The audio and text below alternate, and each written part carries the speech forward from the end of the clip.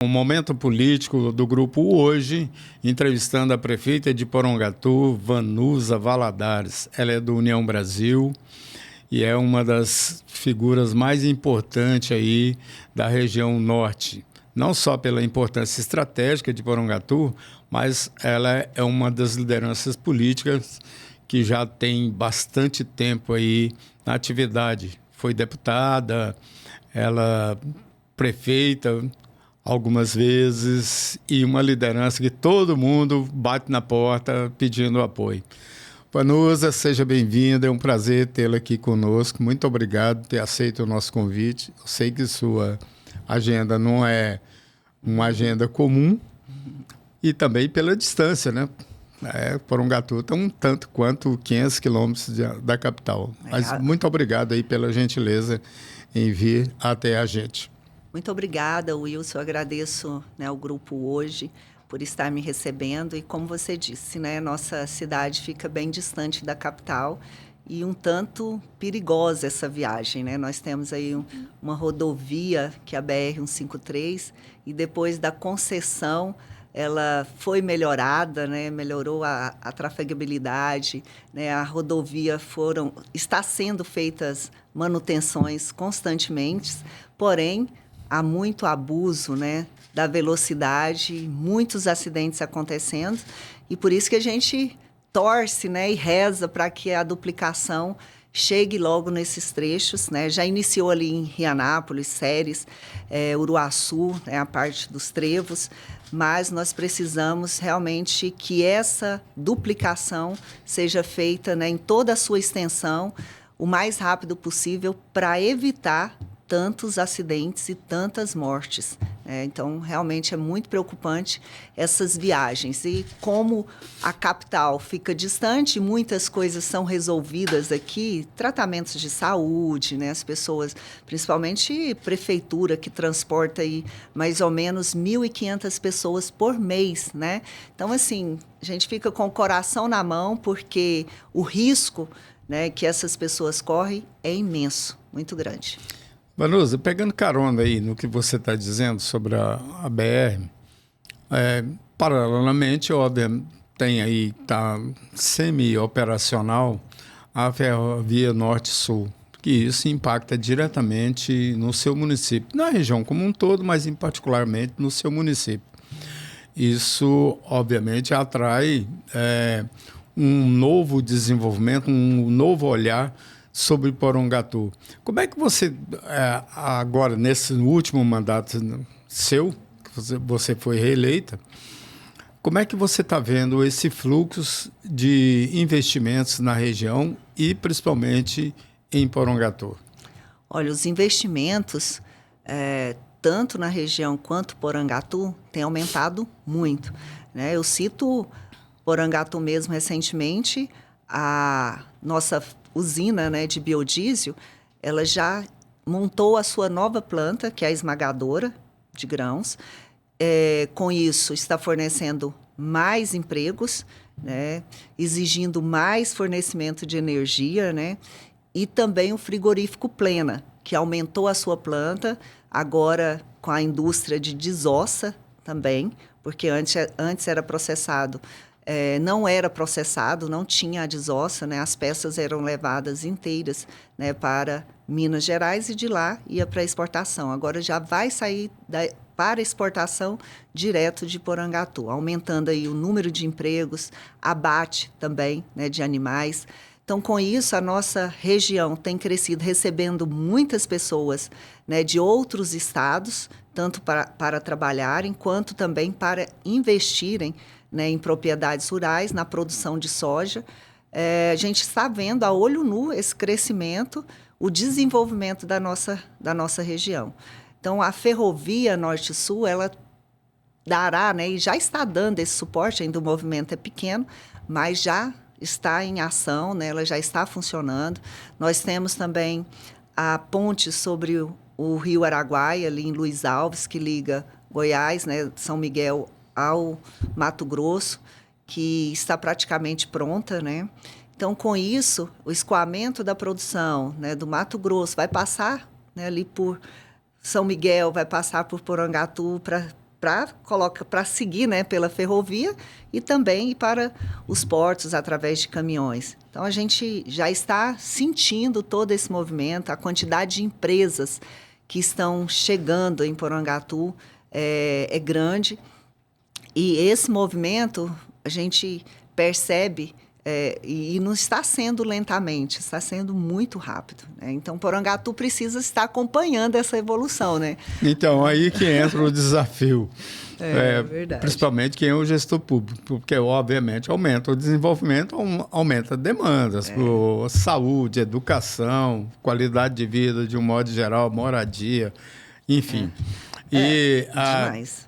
Eu imagino que você deve estar enfrentando esse tipo de demanda aí. Como é que você está equacionando isso? Olha, o grupo, vou dar um exemplo aqui do Grupo Salo e do Grupo Frigorífico Plena, do Grupo Plena. Tanto um quanto o outro chegou até a mim e falou: Vanusa, nós estamos montando a nossa confecção aqui, estamos montando a desossa, né? A outra empresa, a outra planta do frigorífico. Nós queremos contratar mulheres, e mulheres têm filhos, né? Como nós vamos fazer para colocar as crianças nas creches? Eu falei, não preocupa com a quantidade de vagas que vocês vão liberar para as mulheres, porque eu vou resolver esse problema. Criança nenhuma ficará sem creche, porque a mãe precisa trabalhar. Então, nós estamos enfrentando esse desafio e criamos estratégias para melhorar, né? Tanto nas creches atuais que nós temos, mas nós já temos mais 2 obras em andamento, né, 2 creches que estão em andamento, e eu estou agora, até o final do ano, quero liberar mais 140 vagas, né, que nós estamos ampliando nas nossas unidades já existentes, ampliando mais vagas. Então, esse é um problema que a gente já tem estratégia para resolver. A questão da saúde, nós temos um hospital em operação, um hospital que atende urgências e emergência, e temos 10 postos de saúde, né, para o atendimento, né, da prevenção. E no nosso hospital, nós temos hoje atendido cerca de 5.000 pessoas no mês, né? Até 3 meses atrás, nós tínhamos uma demanda, atendimento mês, 7.000. E o que nós fizemos para resolver isso? Chamamos os postos de saúde e cobramos, falando, olha, médico aqui tem que ficar até às 5 horas da tarde, né? Nenhum médico que está contratado pela prefeitura, ele não poderá sair no horário que ele tem que cumprir junto à Secretaria de Saúde.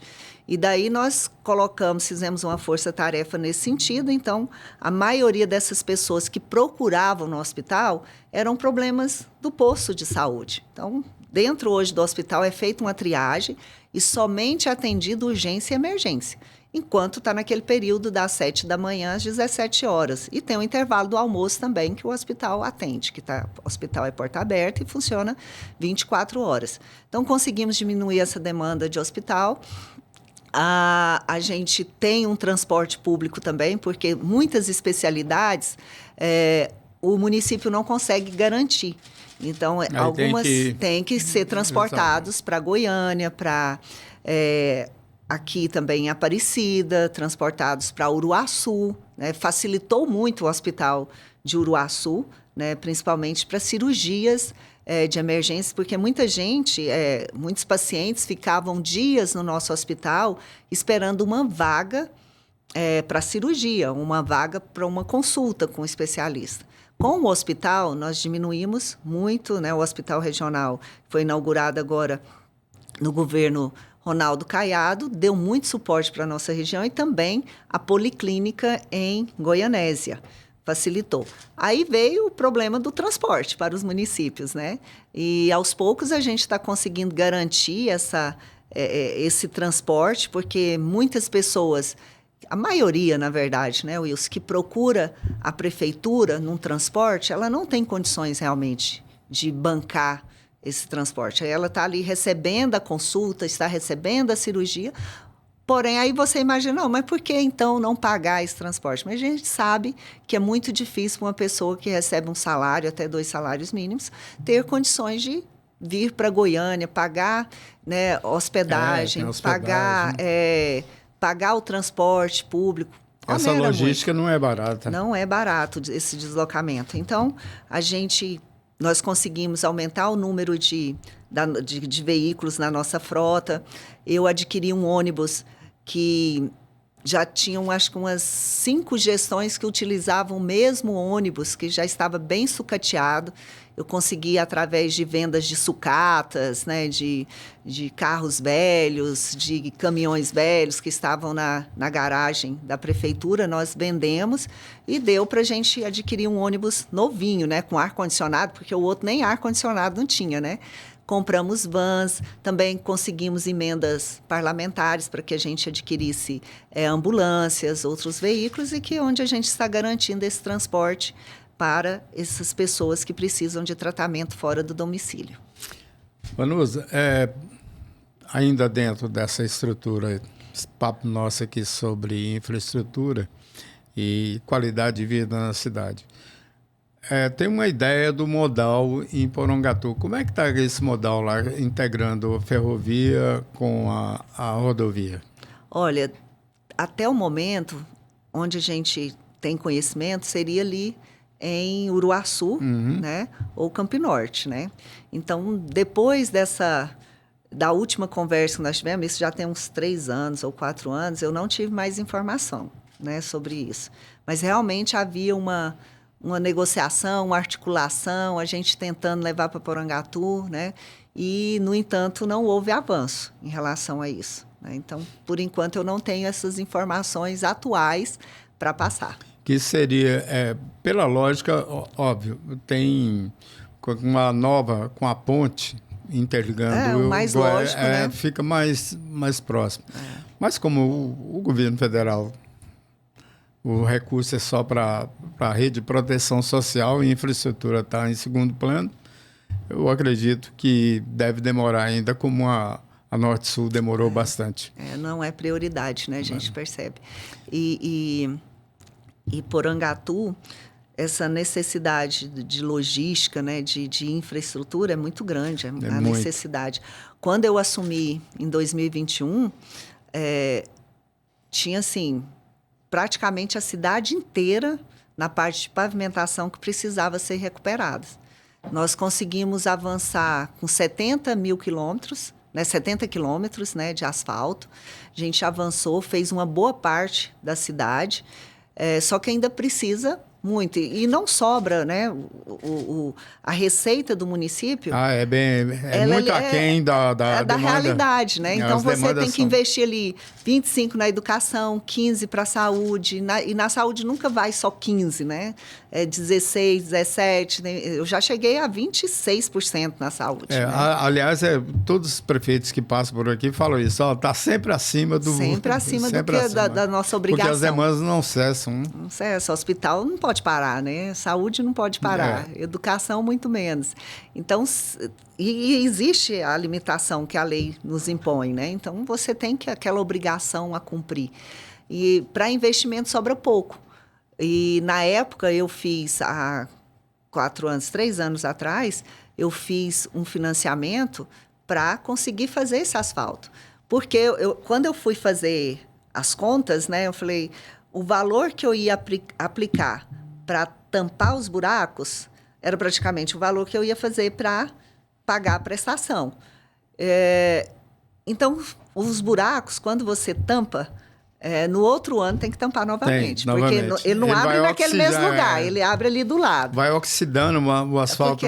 Porque é uma coisa que o professor Nion, quando era prefeito, ele falava sempre isso, não adianta. Não adianta. Porque o jornalismo começou a questioná-lo sobre por que você não tampa buraco, fica mais caro. Não, porque a água vem, a chuva, começa a oxidar, onde você tampou, aí escorre, cria uma ondulação, escorre um buraquinho ali, vem o carro, vai passando e oxida o buraco novamente. Exatamente. Aí abre do mesmo lado do buraco.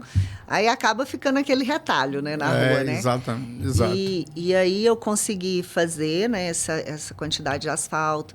O governador, na época, através da Goinfra, e o deputado José Nelto, nós conseguimos 4,5 milhões para recapeamento. Consegui também um recurso que tinha na Saneago, que a Saneago não estava fazendo um repasse, o encontro de contas, que é de direito dos municípios 5%. E aí tinha um volume lá de uns 6 milhões, foi tudo para asfalto também. E acabou ajudando a melhorar também onde a Saneago cavava os buracos, né? Que é cá para nós, né? A Saneago vai fazendo, é necessidade, né? Precisa fazer essas intervenções. E acaba que o asfalto que é feito, né, que fez aquele remendo e que vai refazer, que é um tapa-buraco, ele não fica igual um novo, né? Então, loguinho ele se desfaz novamente. Então, a gente conseguiu investir muito em infraestrutura, eu melhorei a nossa área de lazer, a Praça Ângelo Rosa, é uma praça antiga e que estava, assim, inabitável. As pessoas não praticavam mais o lazer lá, nem passava, nem andava dentro da praça, né? E nós fizemos um projeto arquitetônico bonito, coloquei fonte, né? Assim, ficou bem bacana. Hoje é um espaço de lazer incrível que passa ali no final da tarde, está lotado de crianças, mães, né? A população em si, quando sai do serviço, vai para lá levar os seus filhos. É todo um lugar de convivência, né? De convivência, ficou super bacana. Então, a gente conseguiu melhorar a autoestima do porangatuense, que realmente estava muito para baixo. Inclusive, é da gente quando assumiu que realmente era de calamidade e a gente conseguiu reerguer a cidade e estamos seguindo nesse ritmo agora no segundo mandato para entregar o que a gente deseja, né, para o povo. Estamos construindo creches, né, ampliando, reformando escolas, posto de saúde estamos fazendo, estamos com o IF goiano lá também, né? O deputado José Nelto conseguiu aí junto ao governo Lula para que a gente levasse o IF goiano para Porangatu. Inclusive, a gente fez a doação dessa área, uma propriedade nossa. Nós temos uma fazenda dentro da cidade, do lado do aeroporto. Aí nós doamos uma parte dessa área para a construção do IF. A obra está todo vapor. A intenção é que... onde tem boa educação, obviamente, outra a cidade história, desenvolve. Né? Então, assim... É e era uma região da cidade, que é a região norte, estava desacelerado o crescimento. O povo estava indo muito para o sul da cidade. E aí eu falei, não, Ironildo, vamos doar essa área, porque se for para vender, ainda mais nós como... proprietários, e eu estando no poder público, no executivo, eu não vou poder vender. Então, vamos fazer com que essa região para cá desenvolva também. E aí, deu tudo certo, fizemos os trâmites todos legais, e hoje o IF, o governo federal, está construindo esse instituto lá, que vai ser assim, a transformação, né? Que eu acredito que é como se fosse uma universidade, né? Porque tem cursos de graduação, pós-graduação, ensino médio. Então, tudo isso vai favorecer para a região, né, ter ganho com isso. Na educação, a educação, estando numa região a nível federal, há uma transformação imensa, né, intelectual na vida das pessoas. Né? Bom, vamos saltar. Você gostaria de falar mais alguma coisa sobre a gestão? Aí para o seu público, de um modo geral, né? O segundo mandato é desafiador. Qual é o seu legado que você vai deixar para esse segundo mandato seu? Olha, assim, eu não tenho essa vaidade de falar assim, a Vanusa deixou grandes obras em Porangatu. O meu maior legado, assim, que eu acredito e que eu quero deixar é as pessoas pensarem na Vanusa, que foi uma prefeita atuante, que gostava de gente, que buscava solucionar os problemas, né, e que estava junto com a população. Qualidade de vida. Dando qualidade de vida. Então, esse é o meu maior desejo, né? Quando eu sair, eu quero que as pessoas lembrem assim de mim. E hoje, assim, os desafios, como você falou, eu até imaginava que seria mais difícil, né, o segundo mandato. E, graças a Deus, acredito também que devido a uma experiência maior, né, por já ter tido um mandato, e estando no segundo mandato, a gente conseguiu, através, né, da nossa equipe, mais engajamento, mais vontade de trabalhar, de mostrar, porque eu imaginava, nossa, eu vou ter dificuldade de colocar esse pessoal para trabalhar, para arregaçar as mangas, né? Porque não tem mais eleição próxima, e às vezes até aquela equipe, eu não vou estar daqui a 4 anos, né? Aí começa a esmurecer. Mas não, graças a Deus a nossa equipe está chegando junto, né? Eu cobro, exijo que as coisas aconteçam logo, porque a população não pode ficar esperando. Se você tem recurso para aquilo, se você está com dinheiro no caixa para resolver as demandas, você vai ficar sentado em cima esperando o povo sofrer? Eu tenho esse pensamento. Eu acredito que a gente tem que dar solução, montar os processos de forma correta, dar celeridade e, né, aquela obra, aquele serviço realmente seja para beneficiar o povo. Reza a lenda urbana lá em Porongatu, pelo menos os amigos comuns, que você é uma formiguinha, nunca para no gabinete. Tá? Quer encontrar, despachar com você, tem que acompanhá-la na rua. É verdade sim, isso? Eu gosto de estar no meio do povo, eu gosto de acompanhar os trabalhos, né? Saber se os programas se estão sendo desenvolvidos, se estão sendo solucionados. Se os recursos que vêm do governo federal se estão sendo aplicados mesmo, né? Porque o que eu vejo um dos maiores desafios que muitos prefeitos enfrentam é porque os recursos chegam, os recursos não chegam numa conta só. Quando vem um recurso do governo federal, que é obrigação, né, do governo federal que eles repassem, tanto para a saúde, para a educação, eles vêm em contas distintas, não é somente uma conta. Então, tem um pouquinho aqui, um pouquinho ali. Direto da prefeitura. Aí tem as especificidades. É o chamado as verbas carimbadas. Carimbadas. Então, tem os objetos específicos que você pode adquirir e os serviços específicos. E muitas vezes o gestor fica com medo, às vezes não tem. Fiscaliza muito isso. Fiscaliza, aí tem que ficar atento, né? Mas muitos se retraem e não utiliza o recurso e fica usando o dinheiro do tesouro. Aí falta lá no tesouro e dinheiro sobrando do outro lado, né? Então, eu sempre acompanho isso para poder a gente resolver e utilizar. Tudo que for de recurso, a gente tem que utilizar para o bem da população, não deixar o povo esperando, se está precisando de mais um médico, se está precisando de medicamento, se está precisando de mais vagas na creche, se está precisando de mais professores. Tudo isso a gente tem que encontrar saída e buscar nas fontes de receitas que nós temos. Moradia continua sendo um grande desafio? Moradia, sim, é um desafio e que a gente precisa do governo federal e do governo estadual, né? O governo estadual já liberou 100 unidades para nós. Tem 50 unidades que já vão ser entregues agora, né? Dentro, acredito, de uns 2 meses já deve estar Já houve o sorteio, né? As pessoas já sabem quem são os donos de cada casa. E agora nós iniciamos a segunda etapa, a construção de mais 50. Né? Qual que é a demanda lá hoje? O déficit nosso, segundo informações que eu tive através da Caixa Econômica, nós temos um déficit de 2 mil moradias. É grande, né? Então, muita gente de aluguel, muita gente naquele aluguel social, né? E o aluguel em Porangatu está alto, valor. Claro, desenvolveu a cidade. Então, assim, não é fácil. Hoje, a média salarial é 2 salários, né? Então, não é fácil para as mães e para os pais, né? Bom, muita demanda. Agora vamos falar das demandas políticas. Como é que você está vendo o cenário aí?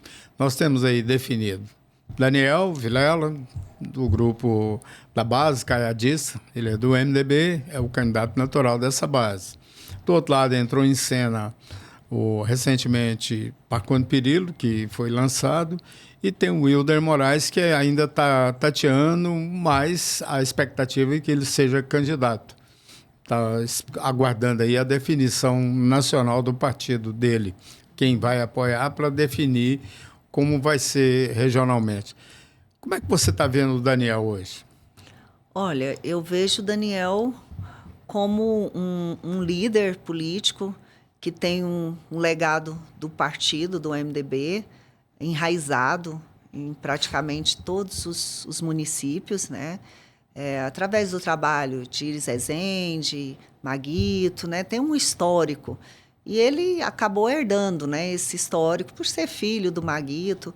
Também já foi deputado federal, deputado estadual, vereador por Goiânia. Tem um histórico não só de ser o filho do Maguito, mas também de já ter tido a experiência no Legislativo e agora está tendo a experiência no Executivo através da vice-governadoria e que está dando uma atenção especial aos municípios, participando das inaugurações, conversando com as lideranças políticas. Acredito eu que ele tem muito a oferecer para o nosso Estado como um gestor, através de toda essa estrutura de partido que ele tem, de toda essa estrutura de governo que tem hoje, tem condições de ser um gestor com excelência e governar bem o nosso Estado. Porém, agora precisa passar pelo processo eleitoral. Esse processo eleitoral, como todo processo e como toda eleição, não existe facilidades, né? Todas são difíceis mesmo, para qualquer um que se postula, ainda mais quem está na liderança, né? Então, essa dificuldade a gente sabe que vai enfrentar, porque ninguém entra já numa eleição já com a garantia de estar eleito. Nós temos a força grande desse legado que ele tem, temos a força grande do nosso governador, que está muito bem avaliado, inclusive em Porangatu, ele tem mais de 80% de aprovação só na cidade, e a gente sabe que não é diferente no estado de Goiás, né? Então, o governador tem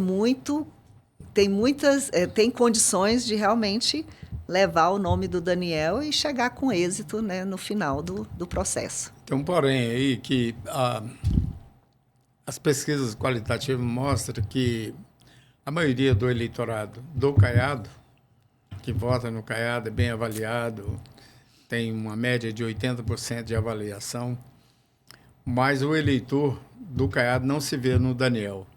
Você acha que claro, tem um ano ainda para a eleição. Você acha que ao longo desse processo, com todo esse grupo, é possível derrubar essa barreira, né? Essa barreira que o eleitor de Caiado não vê no Daniel?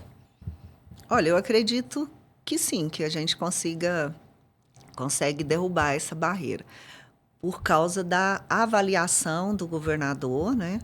O governador está muito bem avaliado, automaticamente aquela pessoa que ele coloca a mão, e não é qualquer pessoa também, eu acredito assim, quando você está bem avaliado, você transfere totalmente os votos? Não, né? Depende também do candidato, né?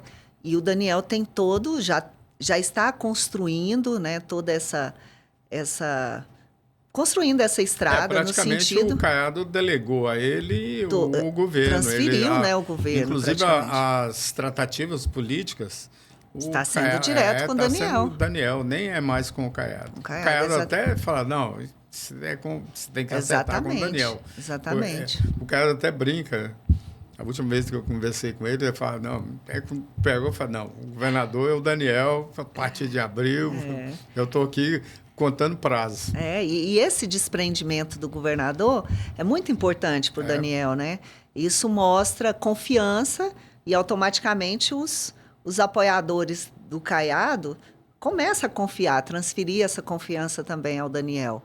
Então, acredito que esse período agora é um período muito sensível, porque existem os oportunistas, né? Muita gente que às vezes vai de outro lado para poder se valorizar do lado de cá, vai tentando, fazendo o jogo, né?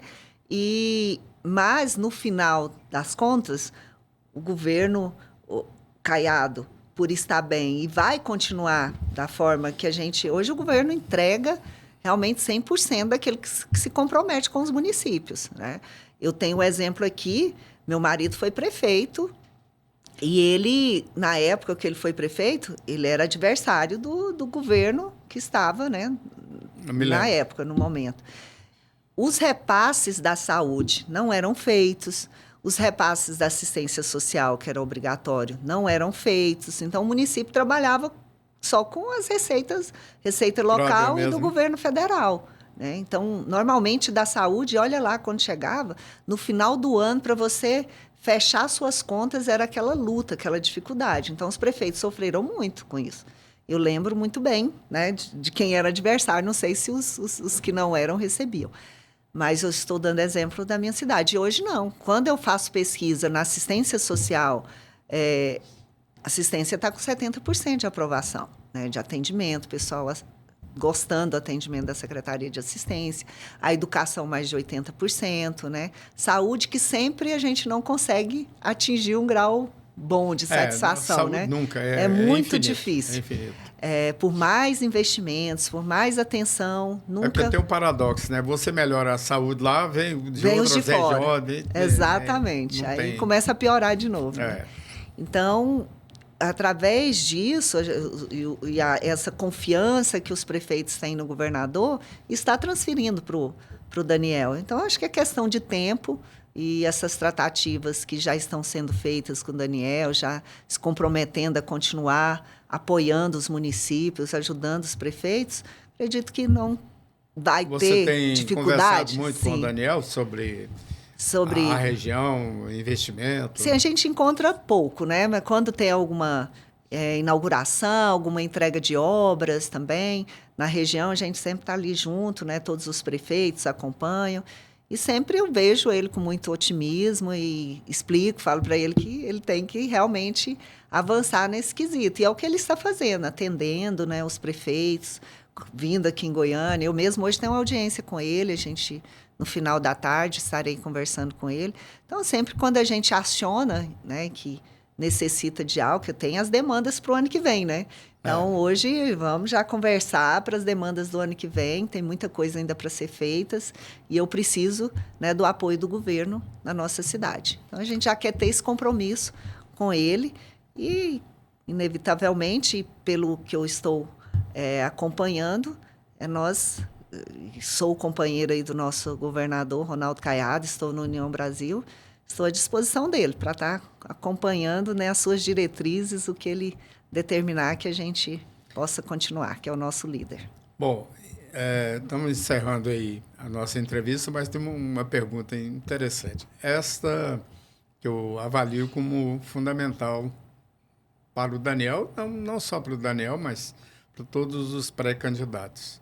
É o seguinte, nós temos uma das eleições mais difíceis, pelo menos é o cenário que a gente vê hoje, não só regional, mas também no país. Porque representa uma ruptura de um ciclo histórico que vem entre esquerda e direita para um candidato mais convergente. Em Goiás, por exemplo, o PT representa 5% no máximo do eleitorado, ele não tem muita força. O Lula tem um pouco, ele tem em torno de 20%, 25% do eleitorado. Uhum. Embora aqui seja conservador. Mas, regionalmente, o grande desafio do Daniel chama-se prefeitos. Porque essa eleição será decidida pelos prefeitos e candidatos a deputados federais. Então, minha pergunta para você é dividida em duas. Primeiro, a nominata para deputados federais, eu nem vou falar nos estaduais, federais, e os prefeitos serão determinantes para a aliança vencer os adversários? Olha... Desafio para você. É um desafio. Essa pergunta é difícil. Mas eu acredito... Eu estou instigando quando você era deputada. É bem instigante mesmo. Porque hoje mudou muito, né? A forma de... Existe ainda uma porcentagem que é tradicional, mas mudou muito a forma de se fazer política, né? Através das redes sociais, né? Principalmente então, as redes sociais têm um papel hoje muito importante. Hoje você não tem um veículo, 2, 3 veículos para te direcionar, né? Hoje não, está pulverizado, todo mundo é formador de opinião e você não sabe o que é verdade, o que é mentira, então a cabeça do eleitor está um pouco confusa, né? E com isso acaba o jogo ficando alterado e sem ninguém ter muita certeza de nada, né? Os candidatos da direita que nós temos no estado de Goiás, que tem muita força, que nós sabemos que o estado de Goiás, né, por ser um estado ruralista, de muitos produtores, né? Então, o eleitorado na verdade, assim, conservador e bolsonarista que tem de monte, né? Representa 35% do eleitorado. Olha só, então automaticamente esse eleitorado vai seguir esse caminho, né? E como você falou, eleição não vai ser fácil. Aí vai depender dos prefeitos. Vai depender. Os E prefeitos, para dar conta também, federais. para dar conta de levar esse nome, né? Então, o Daniel está numa situação em relação a isso, né? Muito difícil, muito difícil. Mas é isso. Bom, tá bom. Encerramos nosso bate-papo. Você gostaria de acrescentar mais alguma coisa que passou aqui despercebida pelo entrevistador?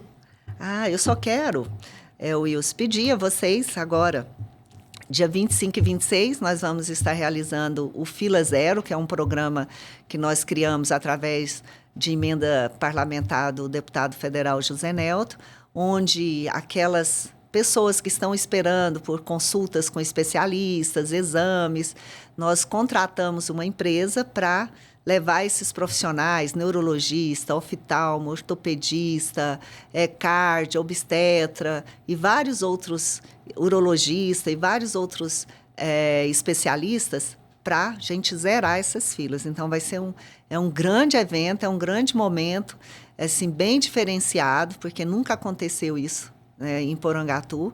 Então, nós conseguimos agora fazer com que o Fila Zero realmente possa acontecer, que a gente diminua essas filas e evite o transporte, né, desses pacientes para Goiânia. É claro que isso nunca vai acabar, né?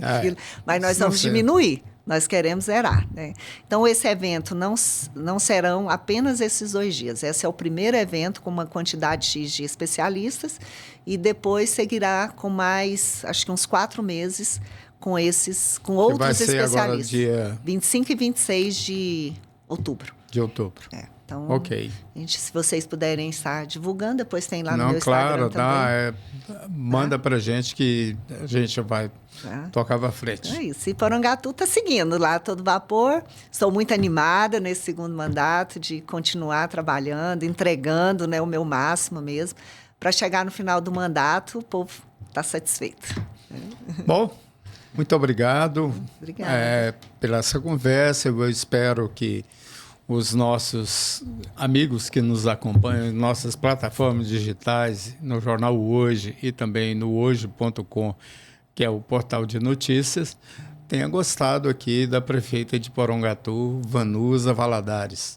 Muito obrigado e conte sempre com a gente aí no que você se vê ou achar necessidade de divulgar alguma coisa. Estamos abertos. A qualquer momento. Eu agradeço a oportunidade de estar aqui. A gente sempre conversa pelo WhatsApp, né, ou por telefone. E sempre estou também sendo atualizada das informações através do Hoje. E é um veículo muito importante, que tem credibilidade quando a gente acessa, a gente vê a veracidade, né, dos fatos. Isso é muito bom, né, para um Estado realmente poder cada dia mais oferecer mais seriedade, né, à nossa população. Muito obrigada. Ok. Um abraço a todos e fui.